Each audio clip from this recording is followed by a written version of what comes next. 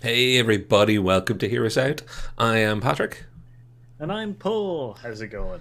Not too bad, my friend. We're talking about some prequels tonight, which I accidentally said sequels more than once when we talked about it. Prequels. The idea of having a story. You may have sequels. Sometimes some films don't have sequels that also have prequels. So you can have a prequel in isolation where there's a successful movie or even a not successful movie or entire franchises, and then somebody goes, you know what? You know, it'd be great. What if instead of doing a follow up, we did a pre up called a prequel? English has left Yes. me now. You should speak.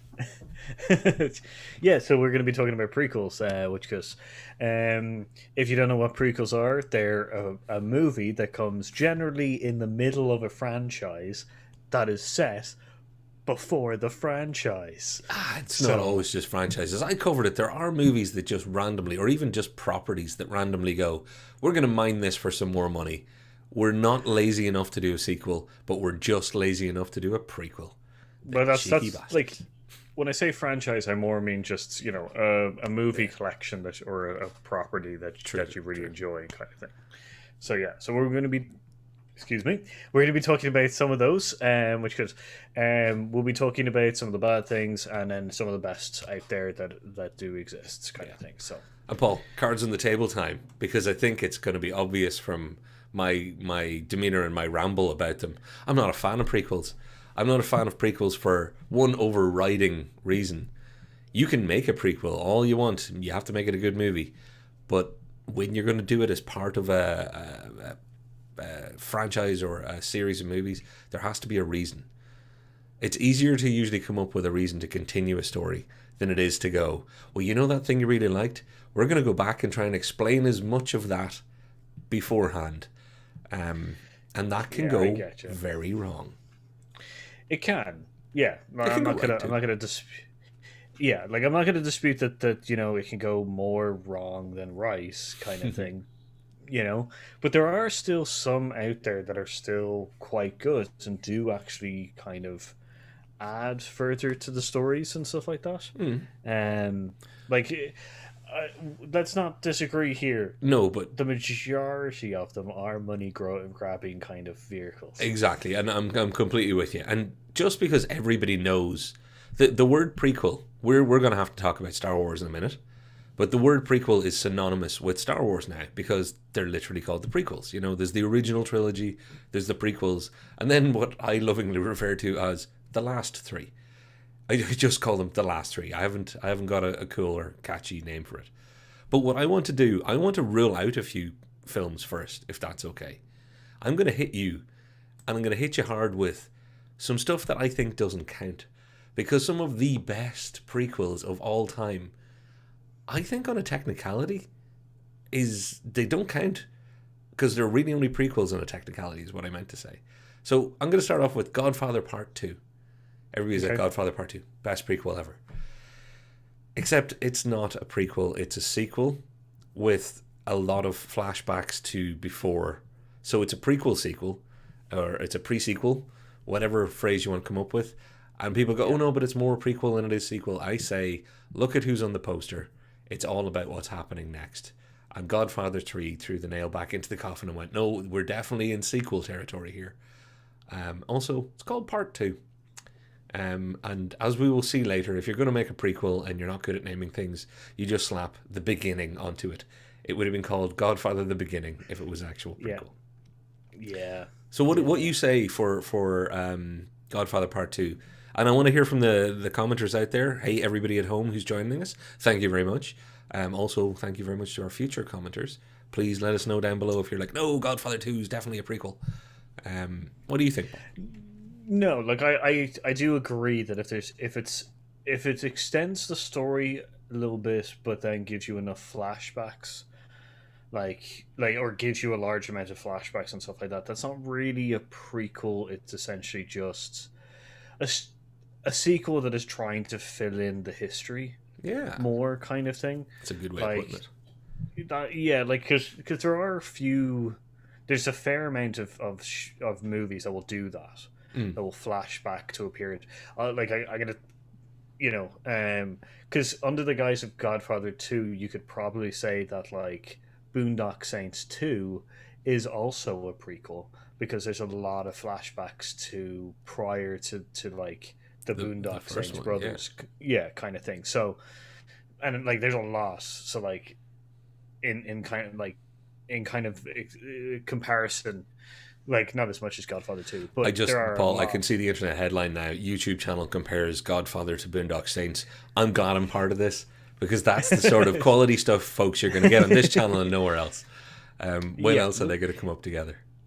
yeah, like that's the kind of, they're not in the same kind of level of quality, but they do follow a similar trend, which is a lot of flashbacks. So much so that if you were going to count Godfather Part 2 as a prequel, then you might as well count Boondock Saints 2 as also a prequel. Absolutely So agreed. kind of thing.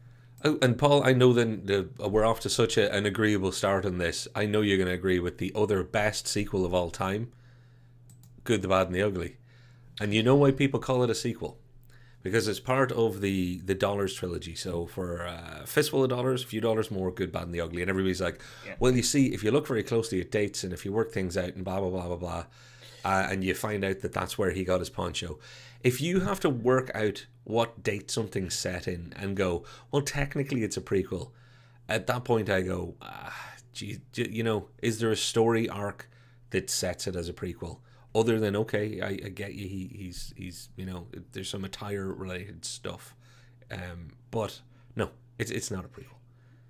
Like No, technically it is, but God, yeah, like that's, yeah, as you said, it's a technicality in the sense that if we have to dissect the entire movie to try figure that by going like, oh, the dates are a bit like earlier than the other movies and stuff like that, and it is the first time we see him with a pawn, that kind of thing. It's like, yeah, you are like, although it may be the intention of the creators to hide the fact that it's a prequel, kind of thing, to kind of add it into the setting, you know, it's still kind of just another part of the franchise. exactly. Like, the good, the bad, and the ugly is a hard one kind of thing, because I agree that technicality it's not really, or it shouldn't It's be included in the yeah. list. But it's a fantastic movie, as are its stablemates, some of the best out there. Paul, and I'm building up to the contentious one. You know me, do things in threes and hit big in the last one. Yeah. Yeah, Indiana Jones. Because everybody says Temple of Doom's a prequel. And again, how do we know it's a prequel? How do we know?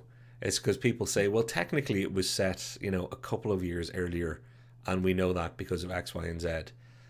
There isn't anything about the storytelling itself that says Temple of Doom is a prequel to Raiders.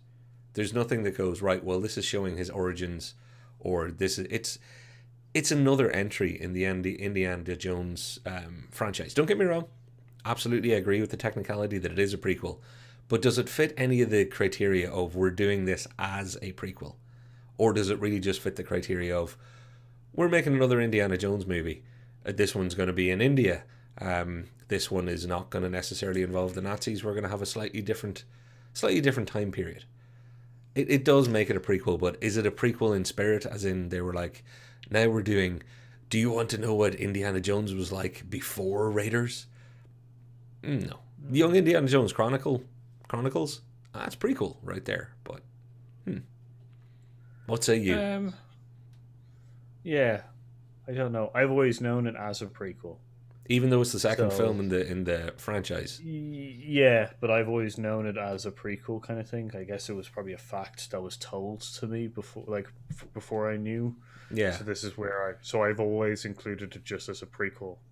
So I guess I would have to. It's In out this there way, as it's mentioned as like the best prequel all the time, and I'm like, has anybody watched the film and spotted that it was a prequel by themselves based on something that was said, done, or happened?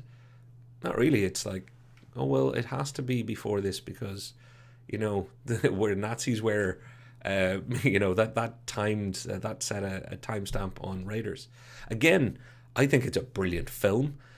I don't think it's as good as the one that came before it or after it, but I still really like it, and people give it a hard time. So I don't care if it's called a prequel or a sequel, as long as it's called good. The only people I ever argue with are the ones that go, "Oh, Temple of Doom's terrible." Yeah, Only in comparison, like you know. I would say that it's the weaker of the trilogy, but that doesn't make it a bad film. Yeah, no, Like, Crystal Skull is terrible. Indiana Jones, Temple of Doom is a really good movie. It just happens to have other really good movies either side of it. sorry, what? I What know, are we yeah. talking about? I brought up something that doesn't exist in our universe. I went Oh, into the just- darkest timeline and I pulled back this thing called Crystal Skull. Yeah. Yeah, that's the darkest timeline. Yeah, I also want to point out that in the so there's some good ones that'll be mentioned in the chat. Oh, cool. Um, What have we one got? of them, Irish Barrower, just to point the one that caught my eye. Irish Barrower said the Last Crusade started more of a prequel than Temple. I do agree there, but once again, prequels aren't just like there's flashback elements to us and stuff like that. And also for the Highlander stuff that I've also seen, that's a really hard.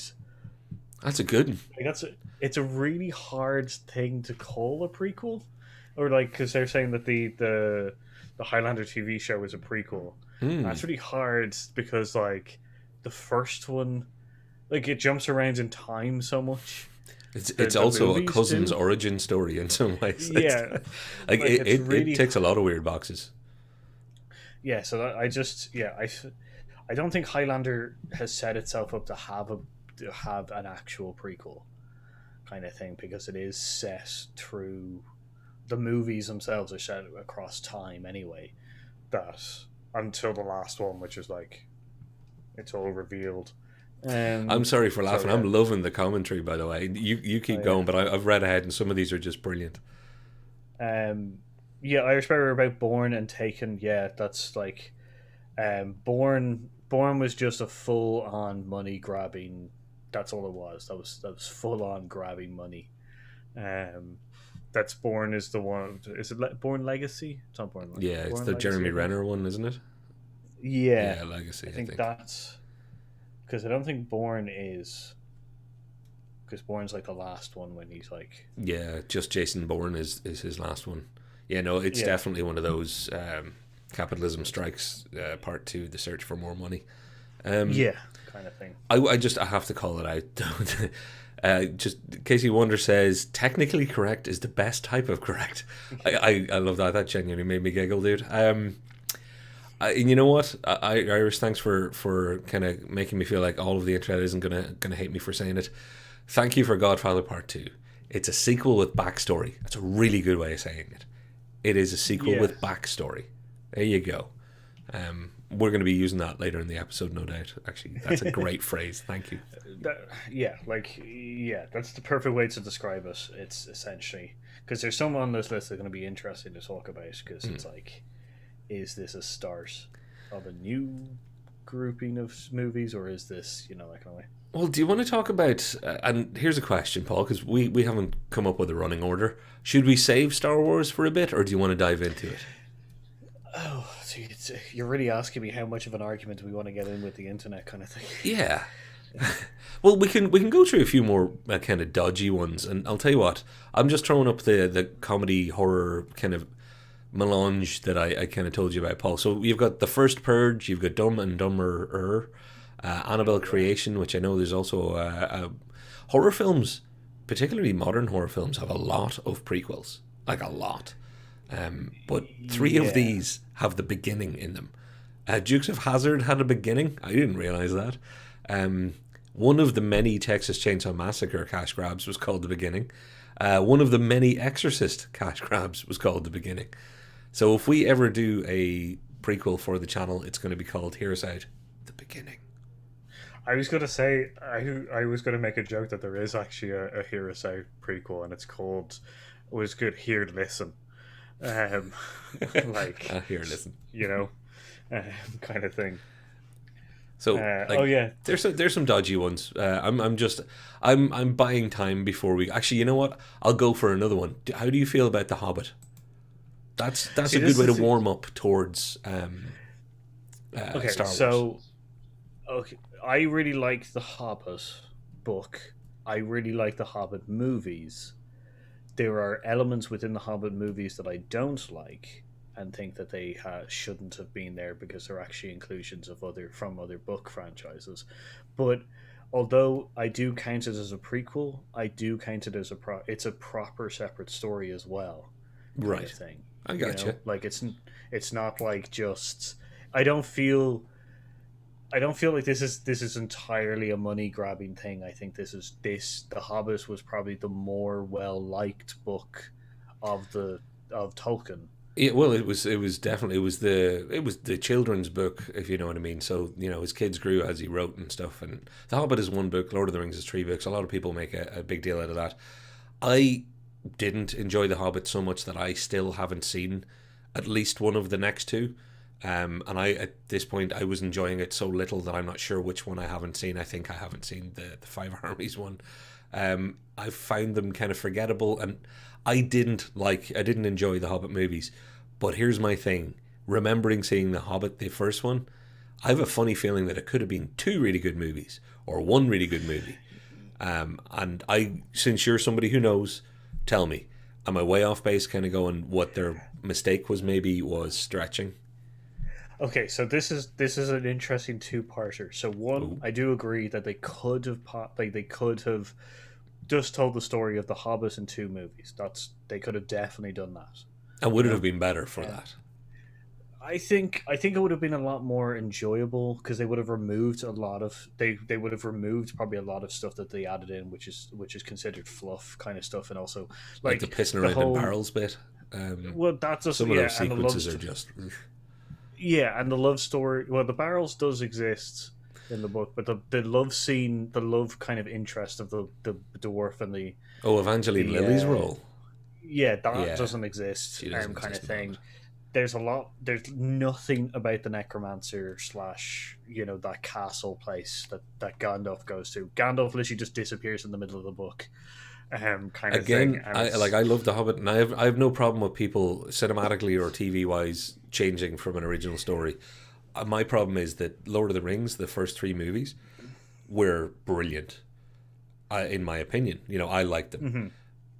I get a very, very bad feeling early on watching The Hobbit going, oh God, they really are making sure that they get the full three movie experience out of this. There was a pacing problem that was almost, you could hear the churn of, don't go too fast now. Don't go too fast. If we get to the finish before we get our movies, we don't get all our money.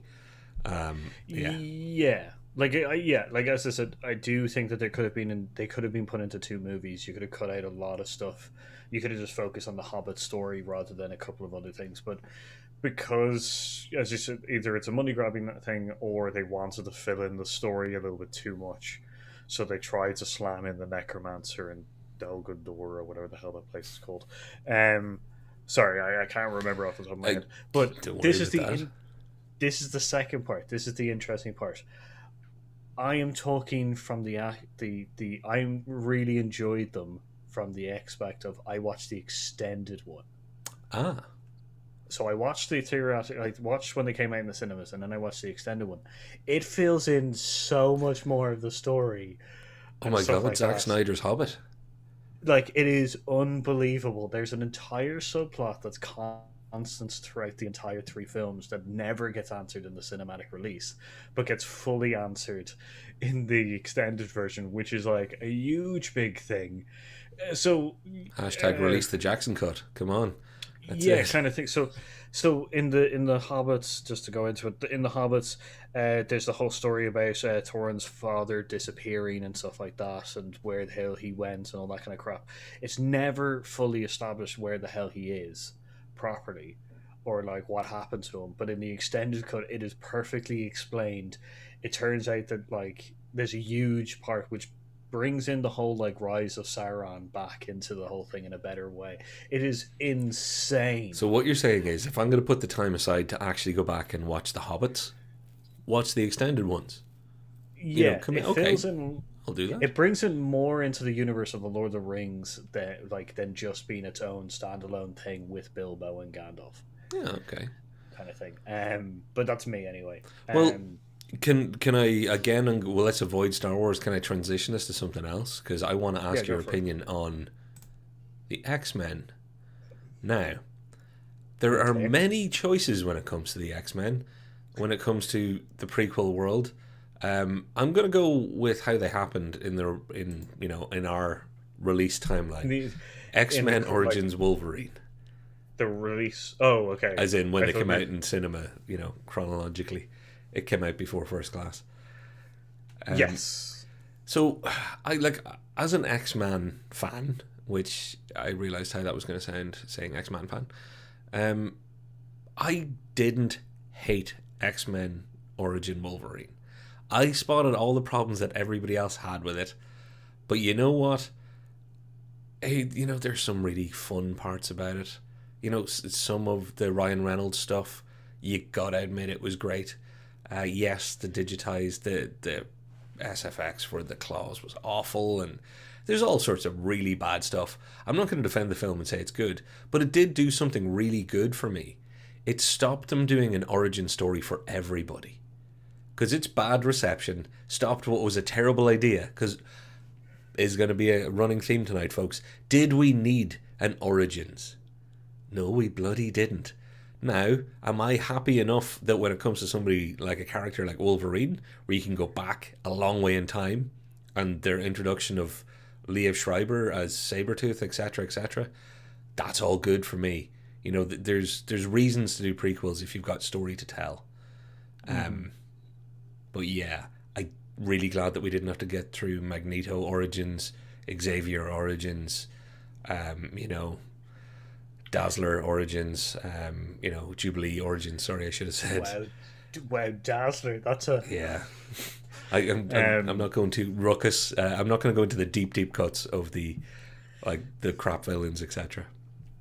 Um. Are we? Yeah. Because. Yeah. Like that's the thing. Because like in. I know we would never get an X Men origin for Magneto, kind of thing, because they do explain his They were origins in the thinking X Men about it back at the film. time, apparently, though, I which know I'm because really glad they didn't. they were also thinking of doing X Men origins of Gambus as well, kind of thing. So with the other, is it the other Tatum? Channing Looks Tatum as like it. opposed to the guy No, that it's your ruined it. man. Oh, the guy It's that that did get that to play him. yeah, they were going to have him. He's in. Friday Night Lights and Battleship. Yeah. Um. What's your take on X Men Origins Wolverine? Because I can't just call it Wolverine because there are so many other Wolverine bloody movies. So I have to keep saying X Men Yeah. Origins Wolverine. Like I don't know if I count it as a real prequel kind of thing. I think that's I like my respect thing that with. for you a lot. Yeah, I don't think it's a prequel. Really, I think it's just a telling of one character's story, of background story kind of thing. Because it's, I guess I think, like X Men First Class, I think is a origins movie because it's talking about it's the origin movie of the, or it's a prequel of the X Men Mm. kind of thing. Hashtag feminism. Well, hashtag Muppet Babies as well, because all X Men First Class really was Muppet Babies. It's like, can you imagine all these people, but a bit younger? Yeah, But I yeah, no, liked it. Don't get me wrong. Yeah. yeah, like origin Wolverine origin is more just is more just telling of a character's background story. I don't really include it as a prequel. First Class I do include it as a prequel, even though technically I think it's like an alternative. It's an alternative timeline kind of thing, partly with kind of that kind of way. I know what you mean, as you can only have in the kind of the sci-fi prequels. But yeah, no, Yeah, I'm with you though. I think I would count it as a prequel. But Paul, significantly, we're 20 something minutes into the episode. This is the first prequel I'm willing to say it's all right. yeah. It would Everything be one of else, my. I'm It like, is. don't do it. This one, I'm like, that's all right. Yeah, like this is where they kind of just took it by itself and just kind of used they use I feel like they use characters and kind of pitches, not pitches, like I guess characteristics and settings and stuff like that, and then told their own story Hmm. with the, and then also had a load of other characters that they brought in, kind of thing. I think that's where prequels kind of come into it. I think it's either it's added value or making it their own, but it slowly does go in towards the story before it, kind of thing. So Like, I don't hate every prequel. There's one. I think there'll be one, at least one more before it's all over. But that's a good one. That's the first. That's the first certified fresh prequel that we've talked about. And it didn't take that long to get there. So maybe they're not all so bad. Maybe I'm being a curmudgeon too much. no, you're not. Right, I'm gonna put that to bed. Yeah. No. The reason we're more talking about the best ones is because there's a lot less of them around. they're rare. Well, I saw you laughing a moment ago at the comments. Do you want to get me up to speed? What caught your eye? Oh, no. Oh, it was the Paul already had a fight about Star Wars this week. Be gentle. That's not true. I wasn't having a fight. I was, or like Spirited discussion. It was just. Well, no, I would say more just explaining to someone who was definitely wrong. So, I love the way you fight. It's like it wasn't a fight; they were wrong, and I was correcting them. That's awesome. I'm glad I got a laugh for Zack Snyder's Hobbit because it has been running in the back of my mind ever since I said it. Because what would that look like? Imagine a Snyder version of anything in the Rings verse. Wow. It would be 30 hours long and explaining the entire. Never mind. Frodo's neck would get snapped at some point, though. Yeah, Zack Snyder's like, yeah, you can fix anything in 4 hours. Let's see.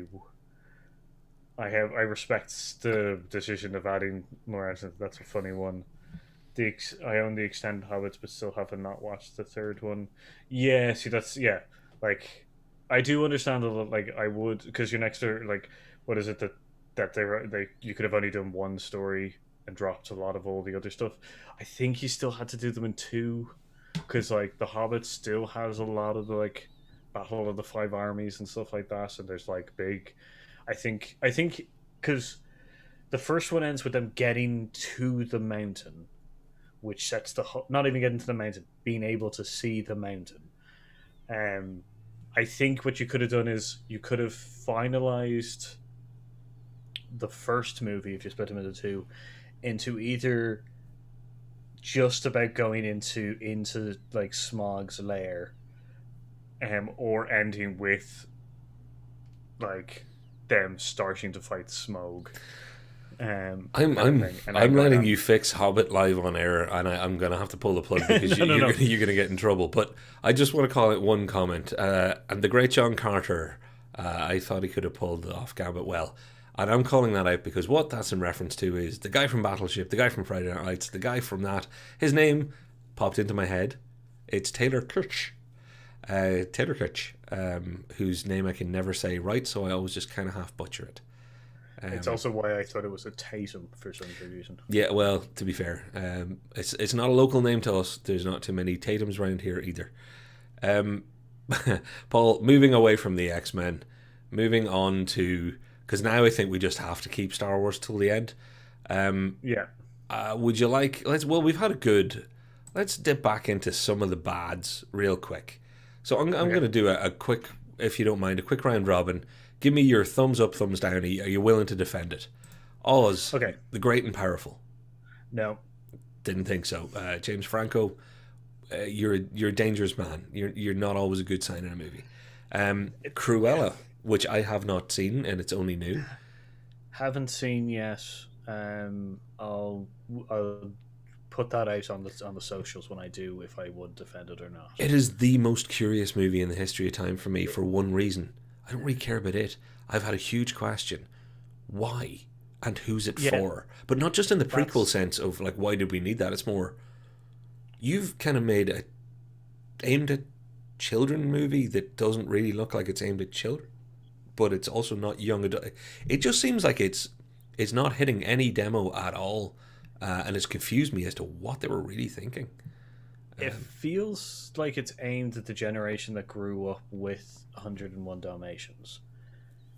That's my thing. As in, like, it's for that age group who have grown up and I think are now older and kind of going, yeah, I'll take a look at that. kind of It's thing. yeah, it's all well. Its marketing has definitely left me just scratching my head. Now here's one I know you have seen actually. Oh, sorry, go on. Yeah, no, it's just a weird, yeah, it's just a weird kind of like, I guess, problem or something like that. I don't know. Like, I'll tell you, I'll say it on the socials, and I'll tell Yeah, you and what I see when as I if finally I watch it, defend because it. I'm gonna, because I can't be this intrigued and not watch the damn thing. So fair play Yeah, to them. Maybe that worked. that's the whole point, I think. Bumblebee, which in of all the great franchises, obviously there's Hasbro's Transformers. Bumblebee, uh, does it qualify as a prequel for you? It is Because I haven't technically a, watched it. it is technically a prequel, but yeah, I'm not going to defend it. It's more of a Okay. money grabbing. It's. I'll be honest with you. It's a fun movie. It's a fun movie, but it is definitely a money like grabber. So, Okay. Well, good news is, Paul, um, I'm into the lightning round is going into the ones that I definitely know you're going to say are bad, so we don't have to worry about even thinking too hard. Underworld, awesome movie. There are Underworld sequels. There was an Underworld prequel called Rise of the Lycans, which yes. I'm assuming you're not going to defend. To be honest, the Rona Mitra, they cast her because they're like, she could look a bit from the right angle, like what's her name that played Selena? Oh God, Kate Case Beckinsale. Kate Beckinsale. Thank you. But worse than that, Kate Beckinsale's real life. I think they were married at one point, but they were definitely boyfriend girlfriend type thing. He's in it as well. Michael Sheen, the Michael Sheen of A Thousand Faces, not Martin Sheen of Emilio Estevez's dad. But you can see in this So poster what they kind of went for. They're like, we're going to do more underworldy stuff, but we're not yeah, really going to give it the proper care and attention. Have you sat through it? I have watched it. Yeah, and And it are is you going to actually defend funny it? enough. Yeah, Great, cool. yeah. I had this down as it's a bit rubbish. It's like, okay. I guess what am I defending? Am I defending that it's a good film or that it's a prequel? That is, well, no, it's definitely a prequel. Well, like it's Like, definitely as a in, but prequel. is it worthwhile to be Oh, there? sorry, I understand what you're saying. So I was more just saying it's a bit of a rubbish film. But do you want to There we defend go. it Because, as far as prequels go instead? well, like, as in, I think it's a part like from the Underworld kind of series and stuff like that. It's just once again a dwindling kind of thing of these, like Resident Evil is the Yeah. same kind of dwindling going downhill thing, but defending it as a good, like, as a good idea as part of the story to go Okay. back in time and show the essentially the rise with the Lycan civil war kind of thing.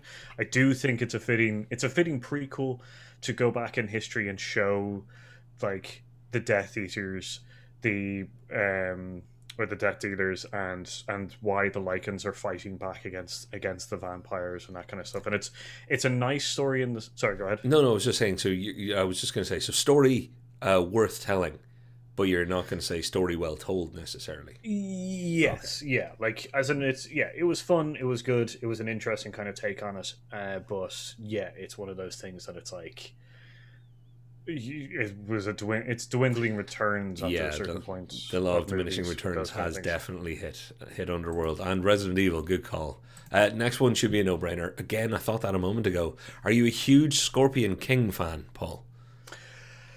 See, this is interesting because I think they're doing another Scorpion King, which is going to be really funny.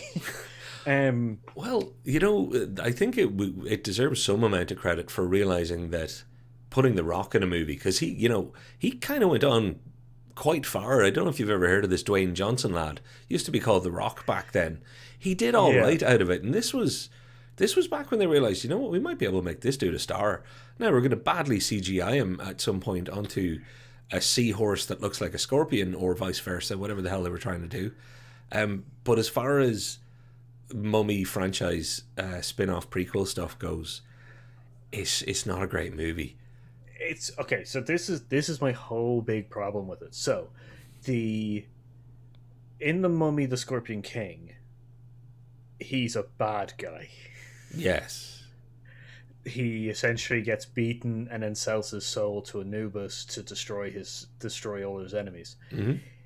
In the Scorpion King, like the prequel, it in no way does it feel like that character would do what he does Of in course. the Mummy. Uh, So like apart from not being a great movie, it's also not great as a prequel because it doesn't give you any hint of there's no hint of why that character would suddenly be just like, yeah, sell myself to Anubis, you know. I absolutely, I feel you there, Paul. And you know what? We talked about Fast and Furious last week. It's like Jason Statham killing your best friend and then being welcomed into your group very, very quickly and easily. There's an incongruous nature to their storytelling there that jars a little.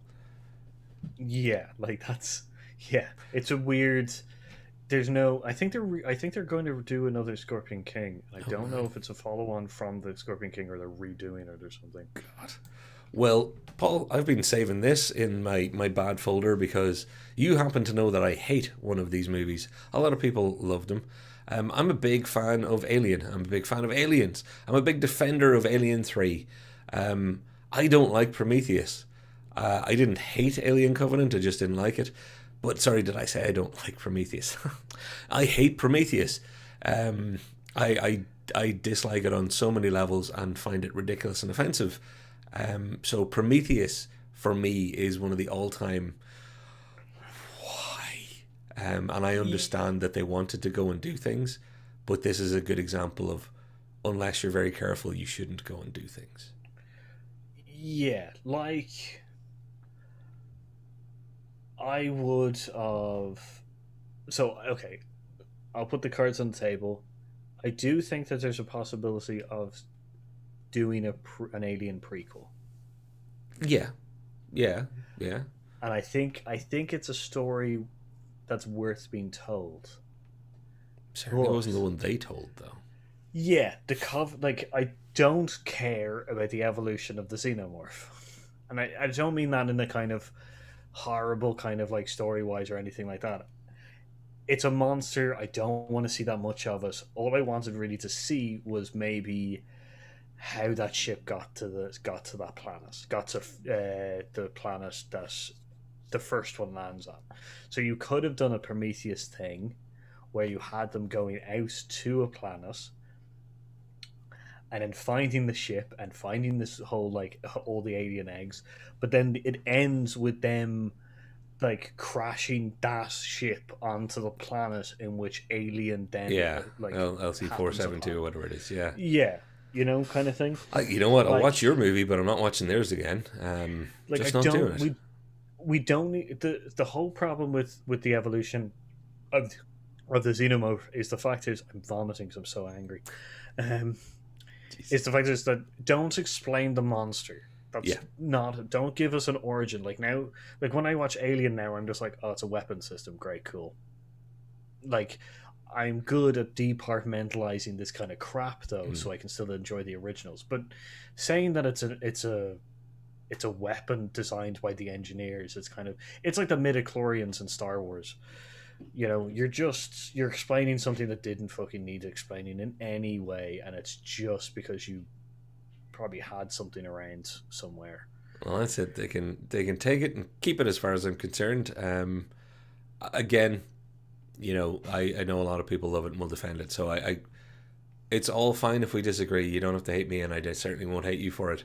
But I will say, are you sure? Watch it again. Paul, I'm going to give you a choice now between. Actually, I'm not going to give you a choice at all. Can I show one of your picks? Yeah, Something that you mentioned. Can I pull up Harry Potter and the Fantastic Beasts connection? yeah, So take that away, because remember, until we started doing this channel together, and then I spent the week from hell watching all of the Harry Potter films, mainlining them into my head. Um, yeah, I hadn't watched them all, and then I watched them all in way too short a space of time, and I have not yeah. seen the Fantastic Beasts because my therapist says it may cause some issues. Mm-hmm.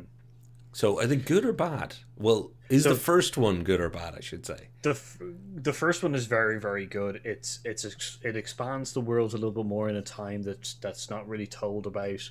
It's about the Dark Wizard before it's about the kind of Dark Wizard threat before Voldemort. It talks about prophecies and stuff like that. It also talks about Dumbledore's history and stuff like that, which is it's a prequel in the sense that it doesn't of the world of Harry Potter rather than, and it is meant to lead into the Harry Potter films later on, kind of thing. But the first one is really really good. The second one falls in the sense of a trilogy, where the second one is just a vehicle to get us to the third one, which is a terrible problem with trilogies, kind of thing, you know. Yeah, I'm hearing you. I I know because we talked about the second one, the where to find them. I think Fantastic Beasts and where to no. What's The the Crimes of Grindelwald. Crimes of Grindelwald?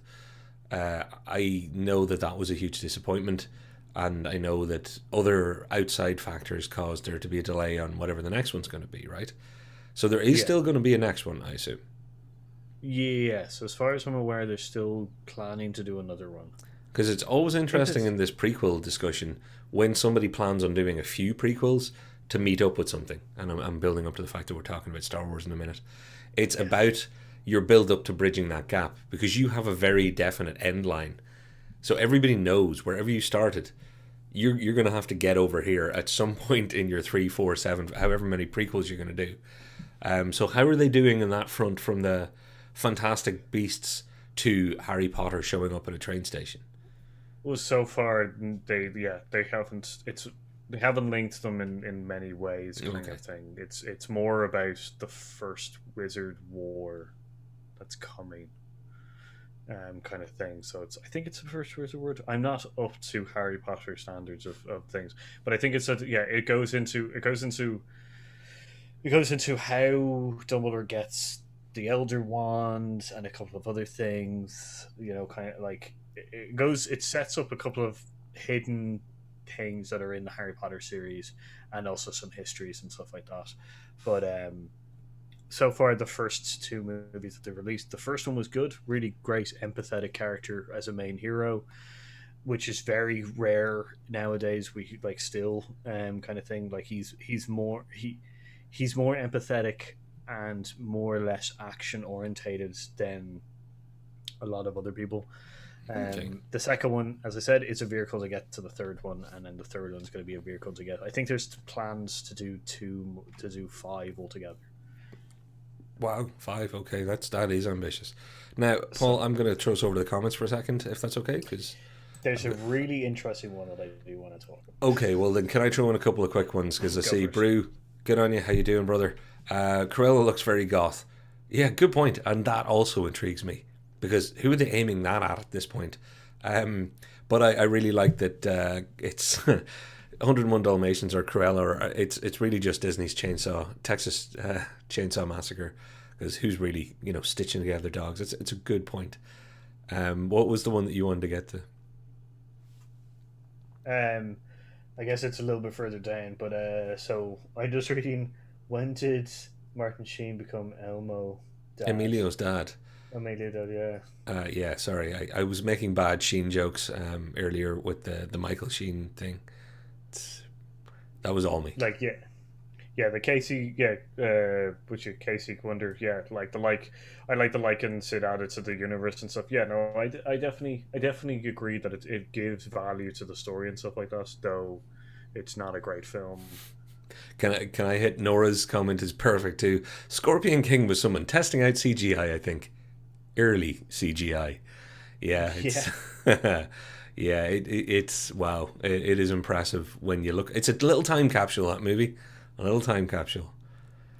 Hmm. um, yeah, Irish Bauer. Yes, there are sequels to the Scorpion King movies. They go horrible and off the rails and And stuff you've like watched that. them. You are a I've dedicated man. I watched a few of them. Oh, I a haven't watched few. all There's of that them. many. Oh, crikey. Well, there's five of them. Scorpion There's King five sequels? Scorpion. Yeah, or four. There's four. Uh, There's five Scorpion King movies. Forking hell. That's um, crazy. Oh yeah, no, somebody's just yeah, you're right. I see that. Looked up. Holy crikeys. yeah, I Uh, wasn't going to include them because it's like it really feels like it's not part of the mainstream kind of like storyline. It feels like they just so like although we say the prequels are money grabbing kind of things, they are still kind of accessible through the mainstream kind of stuff. Like you have, like, for example, you have to look up the fact that there's actually like a bunch more. Like they weren't released in cinemas. They are definitely someone selling off a franchise. Like they're definitely selling off rights to be used in a movie just for money, kind of thing. Well, I've scanned the comments, and I want to call out. Somebody's asking, what are we discussing? We're talking prequels. You can go back to the start and see, because that would be going pre where we are now. Tried to get a prequel thing in there, it didn't work for me. Brew, hold on tight, because in a moment you're going to see there are way more prequels that exist than you think. Because there is another speed round coming up in a second, and there's a ton of them. And also, one of our regular viewers was off boxing, so of course we missed you. We always miss you. I hope hope you can get punched or too hard or anything, because boxing looks fun until someone hits you. What was the Mike Tyson thing? Everybody's got a plan until they get a punch in the mouth. Yeah. I also like that no strategy lasts the first engagement with the enemy. Oh, there you go. Yeah. Casey Wonder, you said Alien Isolation did its best. That's not technically a prequel, because it's set in between Alien and Aliens. There's Paul catching you on your technicalities, folks. Watch it when the sheriff's in town. I like it.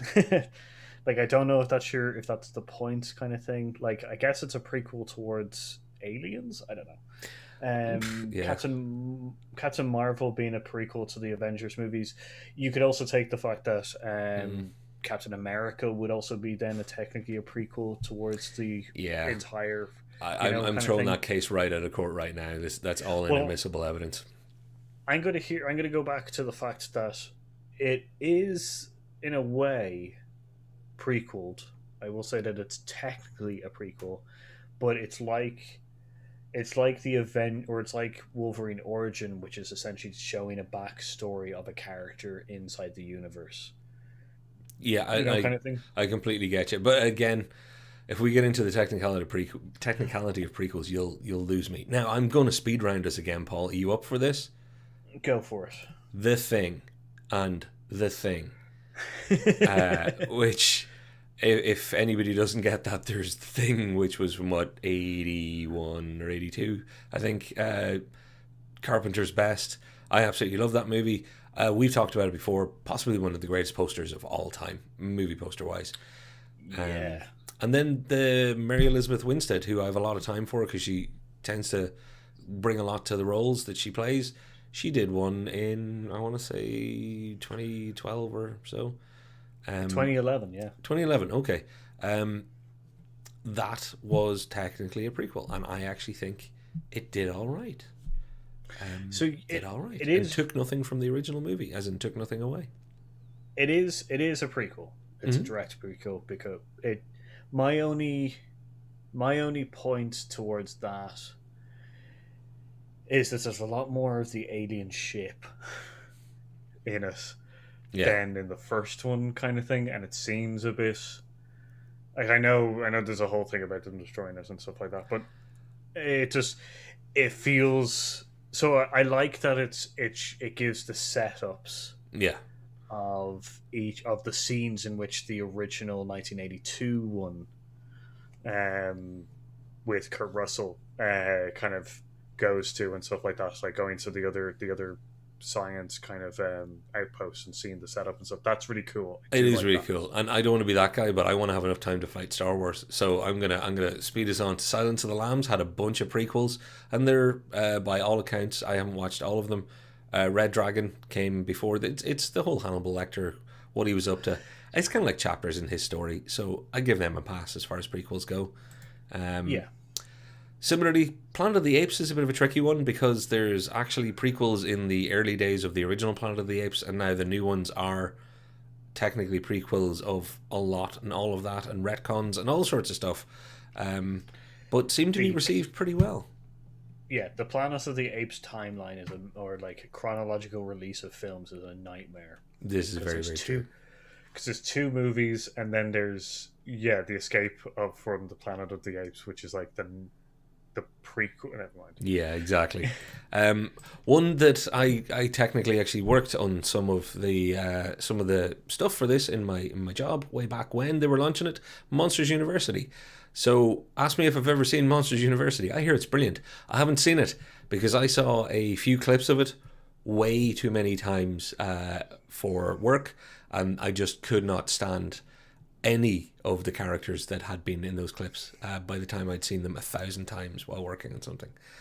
But actually, I really like Monsters Inc., and everybody tells me Monsters University is actually quite good. Yeah, Have you seen it? I haven't. Oh, I'll be honest with you. get it in the comments, folks. Is Monsters University a good or a bad prequel? Now, Paul, my big surprise before we move on to Star Wars is Final Destination. Something that I now, looking back, realised it should have been in our... What the hell are they doing with movie names? Because there's Final Destination, The Final Destination... Maybe we had it in there. But Final Destination 5, for anybody who hasn't seen, spoiler alert, Final Destination, the first movie, sets its whole premise up, which is that death's going to get you. Going to find a cool little mousetrap, Rube Goldberg kind of way to get you. And Death's plan is very hard to contravene. It will always find a new way to come and get you. The big scene is actually an airplane explosion. And the kid that you can see in the little screenshot, he's like, I foresee all this. I'm getting out of here before it blows up. And then Death comes chasing him. Now, the way to do a prequel is to not do a prequel at all. Just do your Final Destination 5. And at the end of it, have the guy on the airplane who's cheating Death realize, look up, and have the audience, if they can remember back that far in 5 films ago, go, it's the same airplane. That's nice. So this one ends where the first one started. I thought, fair play. I did one of those kind of, Yeah. well done, you got me. Yeah. I respected its not prequelness. Yeah, I get you. Like, yeah, it's just a nod towards the other thing. So yeah. I enjoy anybody being clever because I wish I could be more clever just like them. So, Paul, before hitting Star Wars, is there anybody that we've missed here that you need me to dig out? Rogue One. Well, that's in the Star Wars thing. Okay, cool. Cube Zero, since we're big fans of the Cube series. Okay. Is a prequel to Cube. That's also a good one. Which is another couple are Casino Royale is technically a prequel as well. Kind of thing, and also Star Trek, which is in my list. Wow, Star Trek. Yeah, though it's a different timeline and stuff like that. It technically. Oh, you're talking about the Chris Pine Splinter timeline. Ah, yep. Okay. Technically, yeah. it's technically well. Is it not a more reboot? Than technically. See, it's still a prequel because it's still inside the Star Trek franchise kind of thing. Because Leonard Nimoy shows up as well. Yeah. Like Star Trek Enterprise is a prequel series. You know, kind of like they're like. Yeah. You know, like that's the problem is that like Star Wars or Star Trek is riddled with prequel series and prequel movies and stuff like that. But you can't really kind of like dispute that Star Trek, although it goes along another alternative timeline eventually, that it is still technically a prequel. Okay, well, I'm giving you a warning. We're doing Star Trek, and we've got 7 minutes or less to do then. But I want to quickly call out in the comments. People are having fun with the thing. Thing is great. Which thing? I love you people. And Monsters University seems to be getting a thumbs up. And Irish called out that it was his son's first movie in a theater. That's awesome. That's actually going to break the curse for me that I now want to see it because I love hearing somebody's first cinema experience, and I'm so glad that it was good and that your son got to see it in a theater. That would be really cool. Monsters University, I'll have to go back and read that after, I'm afraid. Essentially, that sorry, go. I can give you the brief thing. It literally contradicts itself because it says that Sally and your man meet in 4th grade when actually the movie suggests that they meet in university. Yeah, but there's a missing film in between where amnesia happens. I think it's Fast and the Furious 6, or the search for Monsters University. Don't forget the classic Butch and Sundance, the early years. Yeah, if I could even remember who they cast in that, because I think it was like Tom Berenger or somebody was in that. It was an interesting choice. Okay, I am going to do it, Paul. We are doing Star Wars. Let's get that. Let's clean our palates. Obi-Wan is getting a TV show at some point. Technically, that's an origin TV show thing. So let's forget Yes. about that. Solo is my definition of why I hate prequels. It was so unnecessary that it hurt me. Like, why would you do that origin if you're just going to try and explain everything? It's like, you know his jacket? We'll tell you where that came from. You know his blaster? We'll tell you where that came from. He's friends with Chewie? We'll show you how they met. It just spent its entire time being bad. I'm sorry. I think you said a movie that doesn't exist to me. Again, from the darkest timeline. I keep forgetting Yeah. I'm the only one that remembers these things. But then, Paul, onto the one that I think we can have the most fun arguing before finishing on the actual prequels. That's Rogue One. Mm-hmm. Because I Yeah. maintain Rogue One commits the biggest sin of prequels. It's Oh yeah. unbelievably unnecessary. I'm not saying it's a bad movie. This is where, earlier on you were like, well, technically you're saying good movie or a bad prequel. I'm saying it's a fine movie, but it was unnecessary to the largest level ever and didn't really add anything and was never really going to. It's just, like they say, it's a Star Wars story, and I'm okay with that. But that's Mm. why I kind of give it a pass of it's not so much a prequel, it's just another story told in the universe that happened in an earlier time. There are connections, but they're not necessary. My problem with that is that there's too many connections. I understand. And Yeah. I like was it something before you saw it you were thinking, yeah, that's the story I need to hear about. Let's say, like, how many Bothans died to bring us this information. Let's go and find out how many. It's I would say that it's a lot more needed than an Obi-Wan Kenobi and also a Han Solo movie or Solo TV show. I feel like it agreed. fills in a lot more gap there, kind of thing. Uh, Um, touche, sir. I cannot disagree with that logic because it is flawless. kind of thing. Like it's one of those. Oop, I've gone out of focus. I think. Come Find on, him, find him. buddy. He has a soul. He has a soul. I promise you. I've checked. Oh. Ooh. Um, yeah, I think it tells a lot more of a story and also is better. It's more of a prequel in the respects than Han Solo and also probably the Obi-Wan Kenobi stories. Like that's my problem. Like That's I fair think enough. it's a very good prequel and it's a very good story. And I get your points. I do. Once again, there's a little like star there going. It is definitely a money grabbing kind of thing. It brings Yeah. value in certain respects, but it also doesn't bring others. I understand. And you know what? I will absolutely agree with you there. So, Paul, up comes the original trilogy. As far as I'm concerned, original trilogy: Star Wars, Empire Strikes Back, Return of the Jedi. All great films, all different. We're not here to talk about whether they're good or bad. I like them all. Then there's the final three, which are not prequels, they're sequels. And they actually not only chronologically happen after the other six films, but were released after them.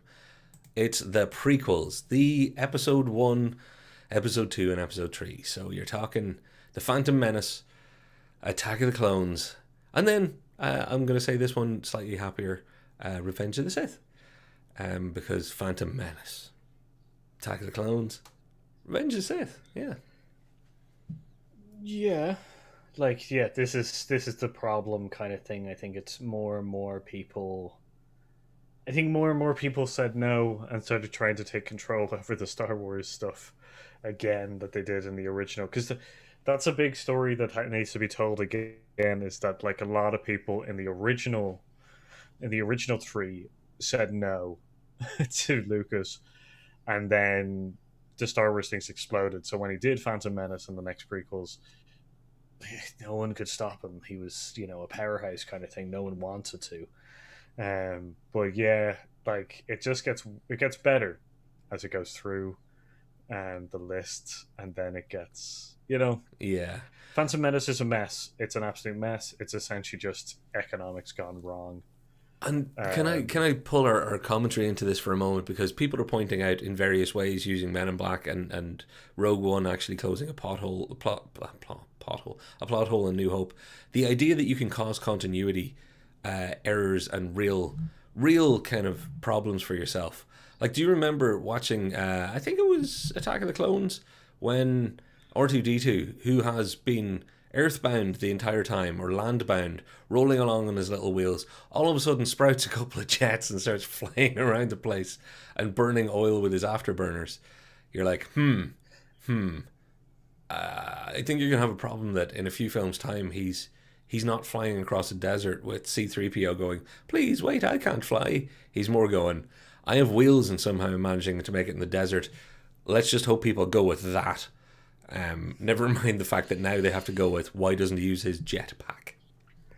Yeah, like, yeah, no, I definitely agree that if you start showing technologies in which it's one of those, it's like the Prometheus problem that a lot of people have with the Promethean ship being way more advanced than any of the ships, or seemingly more advanced than any of the ships in Alien or Aliens and kind of stuff. You show more technology and stuff like that, more gadgets and stuff, then it just becomes a problem kind of thing, especially with a character that also is seen all the way through, and then explaining it off as he loses that functionality. It's like, yeah, that's a very weak point. Yeah, and so, oh no, it broke, so no one fixed it, no one added that functionality back in. I seeing mention of what I knew was going to come up, and that's Clone Wars and all the other Star Wars properties that do, by all accounts, a much better job than, at the very least, Attack of the Clones and Phantom Menace did. But we shouldn't go there. We should try and stay on prequels for a moment. And one person called out, I can't believe you didn't mention the Cassian Andor show, even though we're complaining about Obi-Wan getting a TV show. Number one, not complaining about Obi-Wan getting a show, just going, Number two, the Cassian Andor stuff, I just hadn't got there yet. I am bemused by that, but you know what, again, call it all a Star Wars story. Just tell your stories as part of the universe, then it's all just Mandalorian to me. And I'm fine with that. It's a big, massive universe. Use some stuff that you know, but you don't have to link everything together. The less you link stuff together, the better, folks. Just have your universe and tell your stories.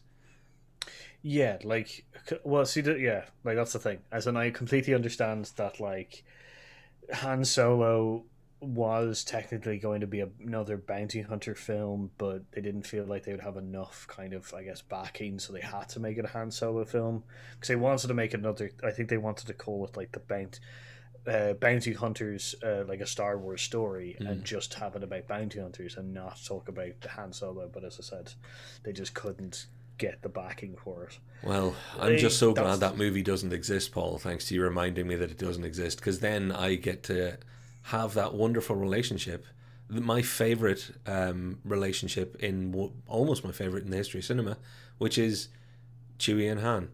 And you know, the only way you could ruin it is giving them a really crappy introduction scene and putting it on a big screen in front of me and having me hold the armrests very, very tightly while thinking, what else are they going to destroy before I leave this room? Just want to say, screw you, Han Solo. There you go. Like, so I guess with what Casey Wonder said, that, you know, we're complaining about the Kenobi thing, but we're not complaining about Cassie Anderson. Like, Kenobi is literally filling in gaps for the main series, whereas the Andor one isn't really. It's just explaining background story of a character that's in one of them. Like, it's not going to be like, this is how we got here. You know, it's like the series or the movie's not going to end with it. The series isn't going to end with him, like, you know, first time meeting, you know, your woman or anything like that. It's just going to be how he get from smuggler bounty hunter to being part of the rebellion.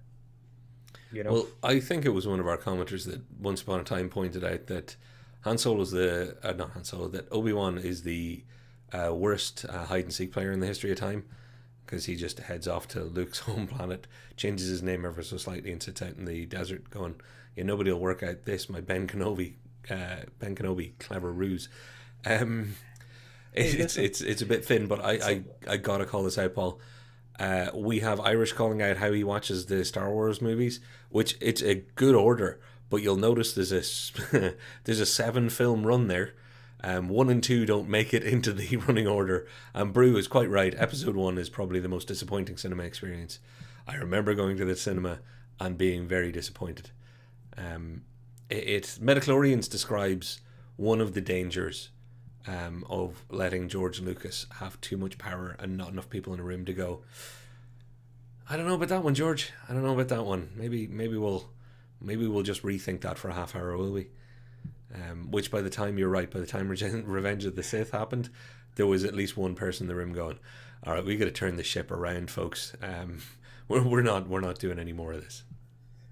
Yeah, there's a really interesting. So, the order that Irish Barrow mentions is really good, but there's a better, or there's another one which is watch the fourth one until Ben mentions the Clone Wars, and then it goes back to the Clone Wars, kind of thing, and then I think there's another running order. I'll look it up. I'll put it out on socials, but yeah, it's a different kind of running order. But the other one that I really enjoy is the other naming convention of all 9 movies, where they change all the movie names around and stuff like that, which is really good. New Hope and we could do a whole night on Star Wars and its various just messiness. If you think there are too many Scorpion King movies, which I do and I haven't even seen them all, or you think that the Halloween franchise timeline is hard to keep up with, what was the other timeline from earlier on that was nutty? I can't remember. Planet of the Apes. Planet of the Apes, that's right. That's also quite nutty. Yeah, Star Wars has just about everybody beat on every metric as far as it goes. Of just going, we've made so many mistakes, compound mistakes with our re-releases, our digital re-releases, and all the rest. Yeah, because I was going to say, because in the Planet of the Apes, the second movie doesn't even involve the apes. It involves that weird cult underground that worship the H-bomb. Yeah, look it up, people. Which, yeah, you know what, and I kind of respect that in one way, because if you want me to like Prometheus or something like that, or say, well, why not tell that story about, I'd be fine if they went back and did a prequel to Alien, and all it really was the accounts division in Weyland-Yutani with Lance Henriksen walking past a door, and it was actually just a film about finances. I'd be like, this is fine. This is a fine Alien prequel. It's grand. We don't even have to have a xenomorph. Just literally just have Lance Henriksen look in a door halfway through and then walk away, and you're like, oh, it's all in the same universe. Just the prequel is literally just them getting a report back from the from the Nostromo, and then them suddenly going, go check it out, and it's literally just end. Or somebody talking to Lance Henriksen going, so if you hadn't been in an interview, if you weren't a successful industrialist, what do you think you would have been? I don't know, I always fancy going into the clergy. I think I could have gone quite far. Might have made it to a bishop. Oh, I know, and he has to do this show at me. You guys can actually turn it off. That's terrible. I want to end on that terrible joke. What do you want to end on? Yeah, prequels are kind of a lot, they're very hard to do. They're very good. They can be quality to value to the franchise and stuff like that. But more than that, they're generally just ways of essentially tapping into the kind of spirit or fandom of a series and just making more money. So wow. But when it's done right, it's done right. I cannot top that, but I really thought you were going to say prequels are like a box of chocolates. When you started that sentence, I was like, prequels are like a box of chocolates. Empty calories, and there's really only the rare good one with the hazelnut in it. For anybody who likes the hazelnut one in the box of chocolates. When I said it, I was also going to be in my head, I just went, prequels are like assholes. Everybody's got one. That was the other thing that I decided not to say. I'm glad I elicited it from you. And on that note, I'm going to just check for any brilliant comments that actually say that they've found a way to contribute money to us. No, but good point that hiding in a place with sand is a good way to keep away from Anakin, because he hates sand. It gets everywhere. It's the Sand People. I can't wait for the prequel show to this episode. Yeah, that's what we're recording after, and we're going to release it tomorrow. We're really not. It's literally our script to Aliens, or to Alien. That's the prequel to this show. It could just be us turning on cameras and stuff, and me picking my nose while asking you how did your day go. That would be the prequel to what happened. That's literally what was happening before here, without the nose picking. Even though I just had to itch it now that I said the word. Paul, tell the people to like, share, and subscribe. Like, share, subscribe, ring that notification bell. Get into the socials. Give us some ideas that you want to see us talk about, or just shout at us about any kind of discussion pieces that you want to talk to us about. We'll be happy to respond. Comment down below some of your favorite prequels, or the prequels that you damn well hate so much, kind of thing, and we'll discuss them with you as well. Nice. And for all the future people, don't forget, Thursdays 8 p.m. GMT time, you can catch us live every Thursday. If you want to join us live and get into the chat and have a conversation with us, you can see that we are very active talking to our chat. We certainly are, because our chat is deadly. Thank you all, everybody in chat. Thank you all, future people. Thank you, Paul. I have been Patrick. Thank you. I was going to say thank you, Patrick. Oh, well, thank you, sir. I've been Patrick. I've been Paul. And we have been Here Side. And we will see you next week. See you later. Enjoy your prequel days.